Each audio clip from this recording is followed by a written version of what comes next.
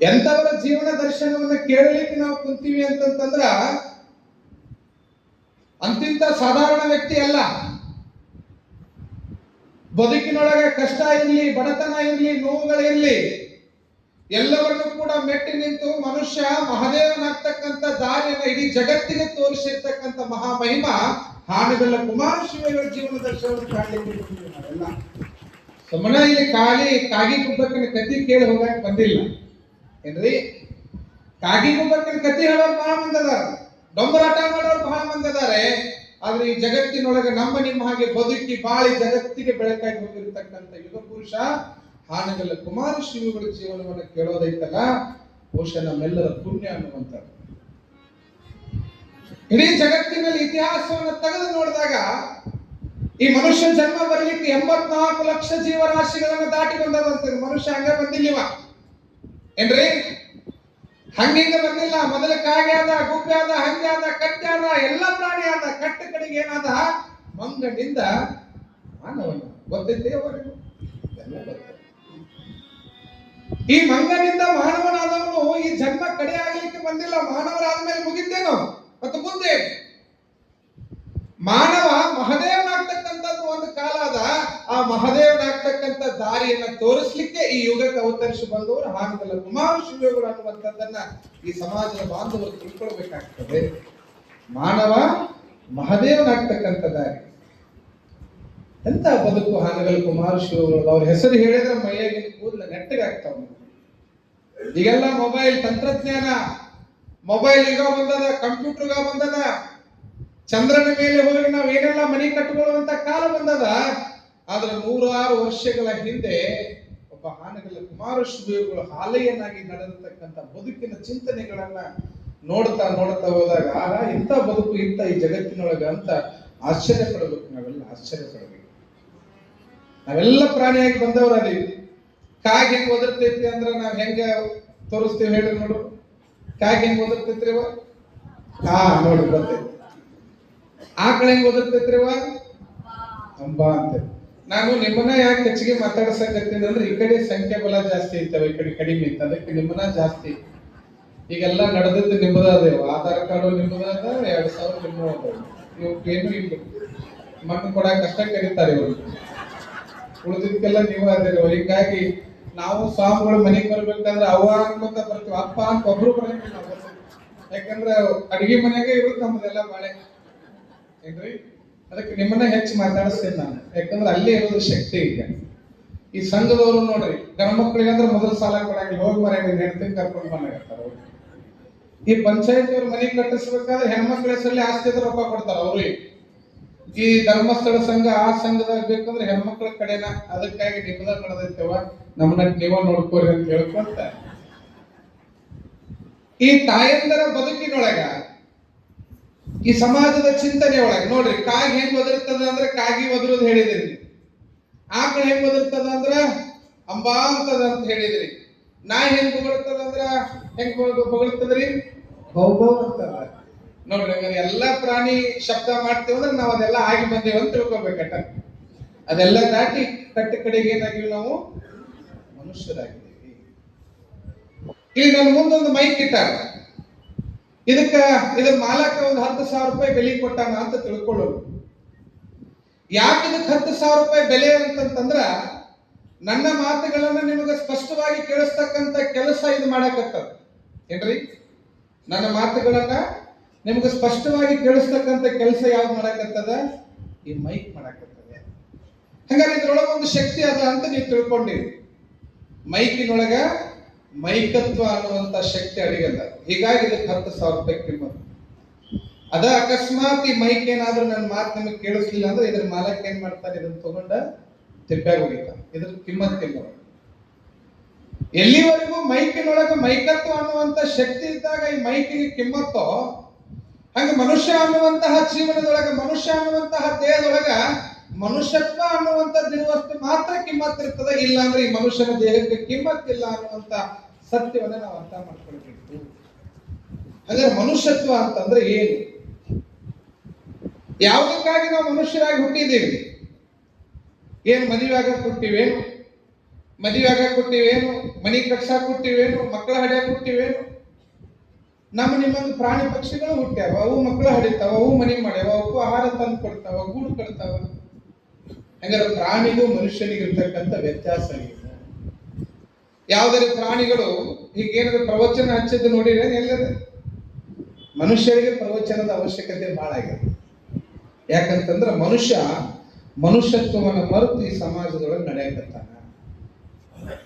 ಆ ಮನುಷ್ಯತ್ವವನ್ನು ಕಲಿಸಿಕೊಡೋದೇ ಈ ಪ್ರವಚನ ಪುರಾಣಗಳು. ಮಹಾತ್ಮರಂ ನೆನೆಯುವುದೇ ಘನಮುಕ್ತಿ ಪದಂ ಶಿವಾದವ ಅನ್ನುವ ಹಾಗೆ ಇವತ್ತು ಹಾನಗಲ್ಲ ಕುಮಾರಶಿವಗಳ ಜೀವನ ದರ್ಶನ ಹಚ್ಚು ಬದ್ಲಿಗೆ ಅಜ್ಜರ ನಮ್ಮ ಮುತ್ಯಾನ ಪುರಾಣ ಹಚ್ಚಿರಿ, ನಮ್ಮ ಕಾಕಂದ ಹಚ್ಚಿರಿ, ನಮ್ಮ ಅಜ್ಜಿನ ಹಚ್ಚಿರಿ ಅಂತ ಯಾರು ಒಬ್ಬರಿಗೆ ಬರೋದಿವೆ ಇಲ್ಲ. ಯಾಕಂತಂದ್ರ ಅವರು ಸಮಾಜದೊಳಗೆ ಆದರ್ಶದ ಬದುಕನ್ನ ಬದುಕಿ ಹೋಗಿಲ್ಲ. ಅದಕ್ಕಾಗಿ ಒಂದು ಸಾಹಿತಿ ಹೇಳ್ತಾನೆ, ಬದುಕು ಅಂತಂದ್ರೆ ಹೆಂಗಿರ್ಬೇಕು ಅಂತಂತಂದ್ರೆ ತುಳಿದು ಬದುಕುವುದಕ್ಕಿಂತ ತಿಳಿದು ಬದುಕು ಅಂತ ಹೇಳ್ತಾನೆ. ಏನ್ರಿ? ತುಳಿದು ಬದುಕುವುದಕ್ಕಿಂತ ತಿಳಿದು ಬದುಕು. ಬಾಗಲಕೋಟೆ ಭಕ್ತರಿಗೆ ಹೆಚ್ಚಿಗೆ ಹೇಳೋ ಅವಶ್ಯಕತೆ ಇಲ್ಲ, ನೀವೆಲ್ಲ ಜ್ಞಾನವಂತರು, ವಿದ್ಯಾವಂತರಿದ್ದೀರಿ. ಹಾನಗಲ್ ಕುಮಾರಶಿವಗಳು ಪುರಾಣ ಹೇಳಂದ್ರೆ ನನಗಿಂತ ಹೆಚ್ಚು ನೀವ ತಿಳ್ಕೊಂಡಿದ್ದೀರಿ. ನಿಮ್ಮನ್ನ ಒಬ್ಬೊಬ್ರು ಕುಂಡ್ರಿಸಿದ್ರೆ ನಡೀತೈತಿ 21 ದಿನ. ಸುಮ್ಮನೆ ನಮ್ಮನ್ನ ತಂದು ಕುಂಡ್ಸಾರಿಲ್ಲ ಅಂದ್ರೆ ಅಷ್ಟು ತಿಳ್ಕೊಂಡ್ ಬಿಟ್ಟಿರ್ತೀನಿ. ಕುಮಾರಶಿವಗಳ ಬಗ್ಗೆ ಹೇಳಿ ಸಮಯ ಕಳೀದಲ್ಲ, ಆ ಕುಮಾರಶಿವಗಳ ಜೀವನ ದರ್ಶನದೊಳಗೆ ನಮ್ಮ ಬದುಕನ್ನು ನೋಡಿಕೊಳ್ತಕ್ಕಂಥ ಕೆಲಸ ಈ 21 ದಿನಗಳ ಪ್ರವಚನದಲ್ಲಿ ನಡೀತದೆ ಅನ್ನುವಂಥದ್ದು. ನಾವೆಲ್ಲ ಮನೆ ಬಿಟ್ಟು ಬರೋ ಮುಂದೆ ಒಂದು ನೋಡೇ ಬಂದಿವಿ. ಏನ್ ನೋಡಿ ಬಂದಿವಿ ಹೇಳ್ರಪ್ಪ? ಏನ್ ನೋಡಿ ಬಂದಿರಿ? ಕನ್ನಡಿ ನೋಡಿರಿ. ಅದನ್ನ ನೋಡ್ಲಿಲ್ಲ ಅಂದ್ರೆ ನಮ್ಮ ಊರಾಗ ನೋಡಕ್ ಬರಂಗಿಲ್ಲ, ಹಂಗಾಗಿರ್ತದೆ. ಎಲ್ಲರ ಮನೆಯೊಳಗೂ ಕನ್ನಡಿ ಅದಾವ, ಎಲ್ಲರೂ ಕನ್ನಡಿ ನೋಡೇ ಬಂದಿವಿ. ನೀವ್ ಅಟ್ಟಲ್ಲ, ನಾನು ಅದನ್ನ ನೋಡೇ ಬಂದೀನಿ. ಅದ್ ನೋಡ್ಲಿಲ್ಲ ಅಂದ್ರೆ ಹೊರಗೆ ಮಂದಿ ನೋಡಂಗಿಲ್ಲ, ಹಂಗಾಗಿರ್ತದೆ. ಆ ಕನ್ನಡಿ ಏನನ್ನ ತೋರಿಸ್ತದ ಅಂತಂದ್ರ ಬಾಹ್ಯ ಸೌಂದರ್ಯವನ್ನ ತೋರಿಸ್ತದ. ವಿಭೂತಿ ಚಂದ ಹಚ್ಚೋ ಇಲ್ಲೋ, ಪೌಡರ್ ಚಂದ ಹಚ್ಚೋ ಇಲ್ಲೋ, ಲಿಪ್ಟಿಕ್ ಚಂದ ಹತ್ತೈತೋ ಇಲ್ಲೋ, ಕುಂಕುಮ ಹತ್ತೈತೋ ಇಲ್ಲೋ ನೋಡ್ತೀರಿ ಕನ್ನಡಿಯಾಗ. ಕನ್ನಡಿ ನೋಡ್ಲಾರ್ದ ಹಚ್ಕೊಂಡ್ರೆ ಹನಿ ಮೇಲೆ ಹತ್ತದ ಮೂಗಿ ಹತ್ತಿರ್ತದ. ತುಟಿಗೆ ಹಚ್ಕೋಬೇಕಾದ ಲಿಪ್ಟಿಕ್ ಹೋಗಿ ಗಲ್ಲಕ್ಕೆ ಹತ್ತಿರ್ತದ. ಏನೇನೋ ಆಗಿರ್ತಾವ. ಅದನ್ನ ಸರಿಪಡಿಸ್ತಕ್ಕಂಥ ಕಾರ್ಯವನ್ನು ಯಾವ್ದು ಮಾಡ್ತದೆ ಹೇಳಿ ನೋಡೋದು? ಕನ್ನಡಿ ಮಾಡ್ತದೆ, ದರ್ಪಣ ಮಾಡ್ತದೆ. ಈ ಬಾಹ್ಯ ಸೌಂದರ್ಯವನ್ನ ಸಿದ್ಧಗೊಳಿಸ್ತಕ್ಕಂಥ ಕೆಲಸ ಮಾಡೋದು ಕನ್ನಡಿ. ಎಲ್ಲರ ಮನೆಗೂ ಇರ್ತದ. ಅದು ಎಂತ ಬಡವದ ಅಂದ್ರೂ ಅದು ಕನ್ನಡಿ ಇಟ್ಟ ಇರ್ತಾನವ, ಅವ್ನ ತಂದೆ ಇರ್ತಾನ. ಅದಿಲ್ಲ ಅಂದ್ರೆ ಇಲ್ಲ. ಎಲ್ಲರಿಗೂ ಬೇಕಾದ ವಸ್ತುವೇ. ಬಹುಶಃ ಮನೆಯನ್ನ ಬಿಟ್ಟು ಬರುವ ಮುಂದೆ ಕನ್ನಡಿಯನ್ನ ನೋಡಿ ನಾವು ಬಾಹ್ಯ ಸೌಂದರ್ಯವನ್ನ ಹೆಂಗೆ ಸರಿ ಮಾಡ್ಕೊಳ್ತೀವೋ ಹಂಗ ಇರುವ ಈ ಜನ್ಮದೊಳಗ, ಈ ಮನುಷ್ಯನ ಜನ್ಮದೊಳಗ ಬಾಹ್ಯವನ್ನ ಸರಿ ಮಾಡ್ಕೊಳ್ಳಿಕ್ಕೆ ಕನ್ನಡಿ ಅದ. ಆದ್ರ ಅಂತರಂಗವನ್ನ ಸರಿ ಮಾಡ್ಕೊಳ್ಳಿಕ್ಕೆ ಒಂದು ಕನ್ನಡಿಯನ್ನ ನಡೆಸೋಚರು ಎಲ್ಲಿ ತಂದಿಟ್ಟಾರ ಅಂದ್ರ ಅದು ಚರಂತಿ ಮಠದೊಳಗೆ 21 ದಿನ ಕುಮಾರನ ಶಿವೆಗಳ ಜೀವನ ದರ್ಶನ ಅನ್ನುವಂತ ಕನ್ನಡಿ ತಂದಿಟ್ಟಾರ. ಈ ಕನ್ನಡಿ ಒಳಗೆ ಏನ್ ನೋಡ್ಕೋಬೇಕಾಗಿದ್ರಿ? ನಮ್ಮ ಬದುಕನ್ನು ನೋಡ್ಕೊಳ್ಬೇಕಾಗಿದೆ, ನಮ್ಮ ವಿಚಾರಧಾರೆಗಳನ್ನು ನೋಡ್ಕೊಳ್ಬೇಕಾಗ್ಯದ, ನಮ್ಮ ಬದುಕಿನ ಚಿಂತನೆಗಳನ್ನು ಮಾಡಬೇಕಾಗ್ಯದ. ಮನುಷ್ಯತ್ವದ ಬದುಕನ್ನ ದಾರಿ ತೋರಿಸ್ತಕ್ಕಂಥ ವಿಚಾರವನ್ನು ಮಾಡಬೇಕಾಗ್ಯದ. ಅದಕ್ಕೆ ಸರ್ವಪಲ್ಲಿ ರಾಧಾಕೃಷ್ಣನವರಂತಾಗಿ ಹೋಗ್ತಾರೆ ರಾಷ್ಟ್ರಪತಿಗಳು. ಈ ದೇಶದ ರಾಷ್ಟ್ರಪತಿಗಳಾಗಿ ಸೇವೆ ಸಲ್ಲಿಸಿರ್ತಕ್ಕಂಥ ಸರ್ವಪಲ್ಲಿ ರಾಧಾಕೃಷ್ಣರು ಒಂದು ಮಾತು ಹೇಳ್ತಾರೆ ಬಹಳ ಸುಂದರವಾಗಿ. ಮನುಷ್ಯ ಮೀನಿನಂತೆ ನೀರಿನಲ್ಲಿ ಈಜುವುದನ್ನು ಕಲಿತ, ಮನುಷ್ಯ ಮೀನಿನಂತೆ ನೀರಿನಲ್ಲಿ ಈಜುವುದನ್ನು ಕಲಿತ, ಹಕ್ಕಿಯಂತೆ ಆಕಾಶದಲ್ಲಿ ಹಾರುವುದನ್ನು ಕಲಿತ. ಆದ್ರೆ ಮನುಷ್ಯತ್ವದ ಮಾನವೀಯ ಮೌಲ್ಯಗಳನ್ನೇ ಕಲಿಲಿಲ್ಲ ಅಂತ ಹೇಳ್ತಾರೆ. ಎಷ್ಟು ನೋವಿನ ಮಾತು ಹೇಳ್ತಾರಲ್ರಿ. ನಮಗ ಹಕ್ಕಿ ಹಂಗ ಆಕಾಶದೊಳಗೆ ಹಾರೋದು ಗೊತ್ತದ, ನೀರಿನಾಗಿ ಈಜುದು ಗೊತ್ತದ, ಆದ್ರೆ ಮನುಷ್ಯತ್ವದಿಂದ ಮನುಷ್ಯನಾಗಿ ಬದುಕುವುದು ಗೊತ್ತಿಲ್ಲಲ್ರಿ ನಮ್ಗೆ. ಹಿಂದೆಲ್ಲ ಮನಿಯೊಳಗೆ ಯಾರೇ ಊಟಕ್ಕೆ ಕುಂತಾಗ 4 ಮಂದಿ ಬಂದ್ರಂದ್ರ ಬಹಳ ಚಲೋ ಆತ್ರಿ, ಊಟ ಟೈಮ್ ಬಂದಿರಿ, ಬರೀ ಕೈ ತಕ್ಕೋರಿ ಊಟ ಮಾಡಕ್ರಿ ಅಂತಿದ್ರಿಲ್ರಪ್ಪ. ಈಗ ಎಲ್ಲರೂ ಊಟಕ್ಕೆ ಕುಂತಾಗ ಬಂದ್ರೆ ಗಬ್ಬಕ್ನ ತಾಡ್ ತಗೊಂಡ್ ಅಡಿಗೆ ಮನೆಗೆ ಓಡೋಗ್ತಾಳ, ಗುಳ್ಳಬೇಕು ತಾಡ್ನಾಗ ಕಸ್ಕೊಂಡ್ ಆಗ್ತದೆ ಅಂತ. ಎಷ್ಟು ವಿಚಿತ್ರ ಅಂತಂದ್ರ ಇರುದ ನಮಗ ಇಷ್ಟ ಐತಿ ಯಾವರೇ ಬಂದಿಗಿಂದ ಅಂತೇಳಿ ಒಳಗೆ ಹೋಗ್ತಿದ್ದವ್ರು ಬಹಳ ಮಂದಾಗ.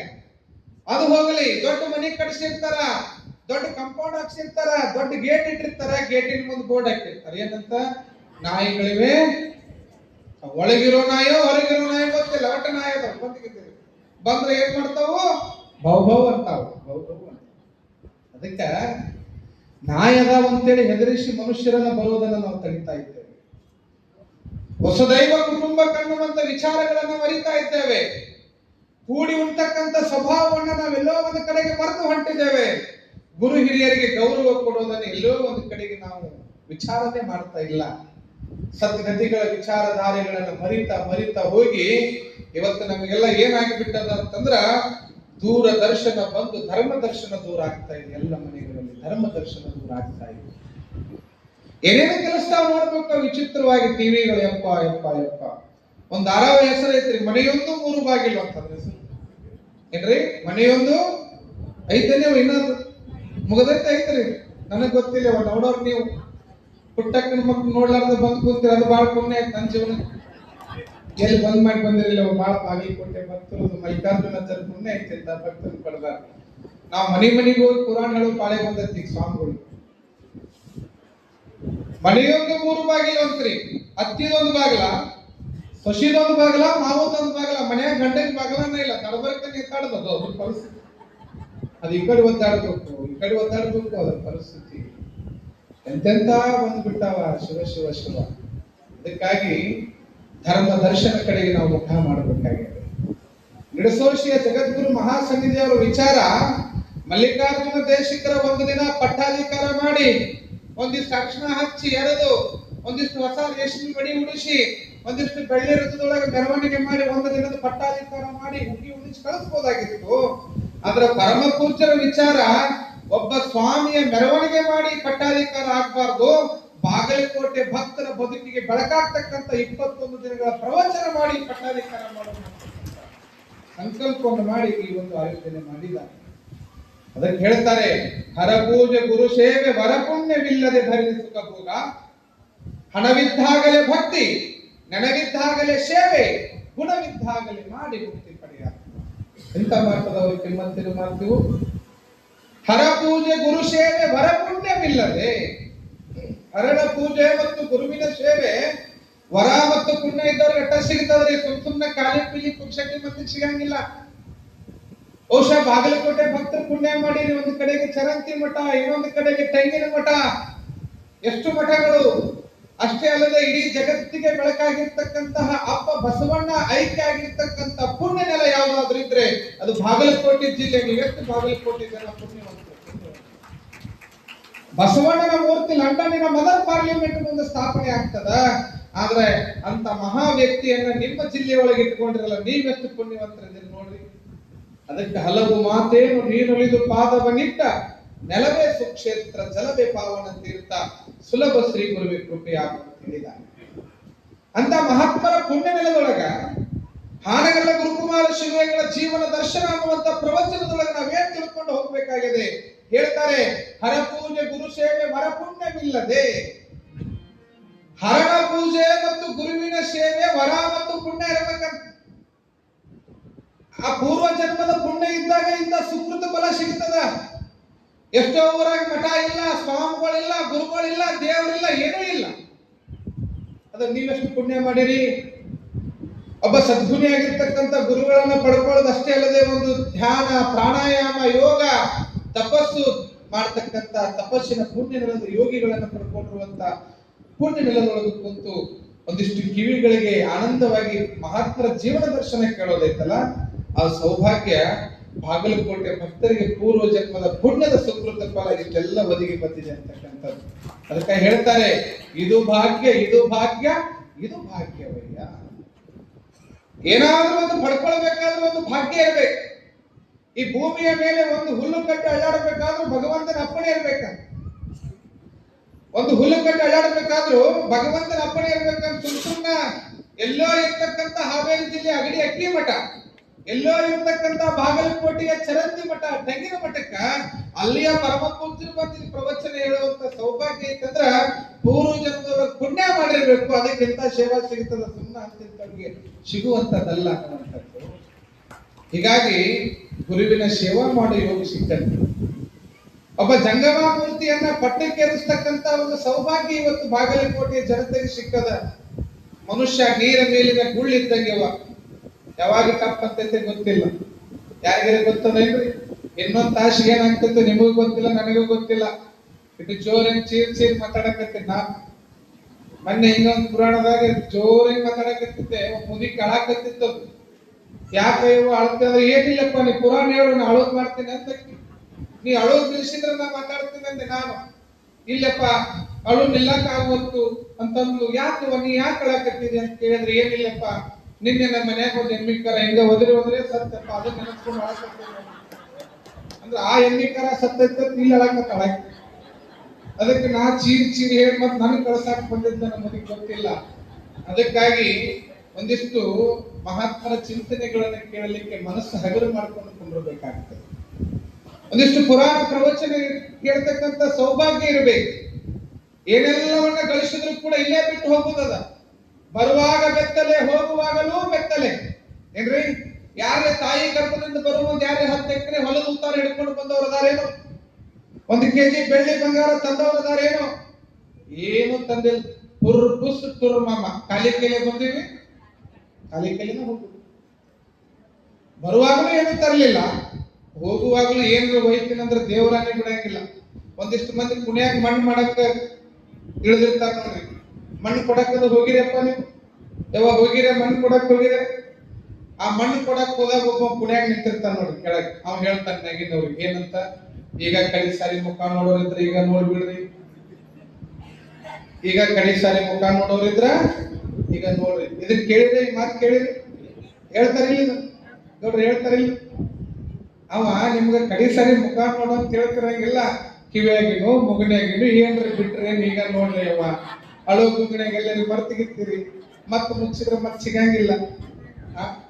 ಎಲ್ಲರಿಗೂ ಬಿಟ್ಟಿಗಿಟ್ಟಿರಿ ನೋಡ್ರಿ ಅಂತ ಏನ್ರಿ. ಅದನ್ನ ಬಹಳ ಗಮನಿಸ್ರಿ ಅಂತ. ಅತ್ತಿ ಕಿವಿಯಾಗಿನ್ ಬರ್ಲಿಲ್ಲ ಅಂತ ಸೊಸಿ ಹಂಗ ಬಿಡ್ತಾಳೆ. ನಮ್ಮ ಅತ್ತಿನ ಬೇಕಾಗಿ ಕಿವಿ ಕತ್ತರಿಸರಿ ಕೊಡಿ ತಗೊಂಡ್ ಹೋಗ್ತೇವೆ. ಅವ್ವನ ಮೂಗನಾಗಿ ನತ್ತು ಬರ್ಲಿಲ್ಲ ಅಂತ ಮಗಳು ಬಿಡ್ತಾಳೇನು? ನಮ್ಮ ಅವ್ವನ್ ಒಂದರಿ ಮೂಗ ಒಂದರಿ ಓದ್ ಕೊಡಿ ತಗೊಂಡ್ ಹೋಗ್ತೀನಿ ಅಂತ. ಮಾವ ಸತ್ತಿದ್ನಂತ ಸಸಿ ಬಡ್ಕೊಂಡ್ ಅಳಾಕತ್ತಿದ್ಲು. ಏನ್ರಿ, ಮಾವ ಸತ್ತಿದ್ದ, ಸಸಿ ಬಡ್ಕೊಂಡ್ ಅಳಾಕತ್ತಿದ್ಲು. ಅಳೋದ್ ನೋಡಿ ಊರಾನ್ ಮಂದಿ ಅಂದ್ರಂತ, ಯಪ್ಪ ಎಷ್ಟು ಪುಣ್ಯ ಮಾಡ್ಯವ ನಾವ, ಹೊಟ್ಟಿಲೆ ಹುಟ್ಟಿದ ಮಕ್ಕಳು ಅಳಂಗಿಲ್ಲ, ಸಸಿ ಆದಾಕಿ ಮಾವ ಸತ್ತಿದ್ದು ಕಳಾಕತ್ತಾಳ ನೋಡು ಅಂತಿದ್ರ. ಆದ್ರೆ ಆಕೆ ಯಾಕೆ ಕಳಾಕತ್ತಾಳ ಅಂತ ಇವಕ್ಕೆ ಗೊತ್ತಿಲ್ಲ. ಮನ್ ಕೊಡಕ್ ಬಂದಿದ್ರು. ಆಮೇಲೆ ಇತ್ತಲ್ರಿ 6-3 ನಮಗ ನಿಮ್ಗ ಅದ ಜಾಗ ಕೊನೆ. ಇಲ್ಲೇನು 30-40 ಕಟ್ಕೊಂಡಿ, ಅದ್ರಾಗ ಮಣ್ ಮಾಡಂಗಿಲ್ಲ. 3 ವರ್ಗ ಒಯ್ತಾರೆ. ಮಗ ಬಾಳ ಉಳ್ದಾನ, ಮಗ ಊರೊಳಗ ಮಣ್ಣು ಮಾಡ್ರಿ ಅಂತ 6-3 ಸೈಜ್ ಇರ್ತದ. ಆ ಕುಣಿಯಾಗ ಹೋಗಿ ಮಾವನೇನ ಇಡೋದಕ್ಕ ಸೊಸಿನು ದಪ್ಪ ಅಂತ ಜಿಗದ ಬಿಟ್ಲಂತ ಕುಣಿಯ. ಅವಾಗ ಮಣ್ಣು ಕೊಡಕ್ ಬಂದವ್ರ ಅಂದ್ರಂತ, ಯಪ್ಪ ಏನ್ ಪುಣ್ಯ ಮಾಡ್ಯಾನೋ ನೋಡು, ಮಾವು ಸತ್ತಾನಂತ ಸೊಸಿನು ಬಿದ್ದು ಸಾಯಕ್ ಹೋಗ್ಯಾಳ ಅಂತ ಇವ್ ಮಾತಾಡಕತ್ತಾವ. ಆದ್ರೆ ಯಾಕೆ ಜಿಗದಾಳ ಅಂತ ಇವ್ಕು ಗೊತ್ತಿಲ್ಲ. ಒಂದ್ 10 ನಿಮಿಷ ಬಿಟ್ಟು ಸಸಿ ಮ್ಯಾಲ ಬರ, ನೀವು ಮಣ್ಣು ಕೊಡಕ್ ಹೋಗಿದ್ದು ಒಂದು ಅಂತ. ಅಲ್ಲ ತಂಗಿ, ಇನ್ನೂ ಪಾಳೆ ಮಾಡಕ್ಕಿದೀವ, ಆ ಮಾವು ಹೋಗ್ಯಾನ, ನೀ ಯಾಕೆ ಪುಣ್ಯಾಗ ಬಿದ್ದು ಸಾಯಕ್ ಹೋಗಿ ಅಂದ್ರೆ ಅವಾಗ ಅಂತ ಕಿವ್ಯಾಗ ಕುತ್ತಿಗೇಡಿ, ನಾ ಸಾಯಕ್ ಹೋಗಿದ್ದಿಲ್ಲ, ನಮ್ಮ ಮಾವ 2 ವರ್ಷದಿಂದ 2 ಬಂಗಾರದಲ್ಲಿ ಹಾಕ್ಸಿದ್ವಿ, ಅದನ್ನ ಕಿತ್ಕೊಂಡು ಬರಕ್ ಸಿಗ್ತಿದ್ ನಾನು. ಅದಕ್ಕೆ ನಿಮ್ ಬಾಯಾಗಿನ ಹಲ್ಲು ಬಿಡಂಗಿಲ್ಲ ಅಂತಂದಾಗ ನಂದು ಅಂತ ಬಡದಾಡಕ್ ಹೋದ್ರೆ ಜಗತ್ತಿನೊಳಗೆ ಮನುಷ್ಯ ಆಗಿ ಬದುಕಲಿಕ್ಕೆ ಸಾಧ್ಯ ಇದೆ ಅಂತಕ್ಕಂಥದ್ದು.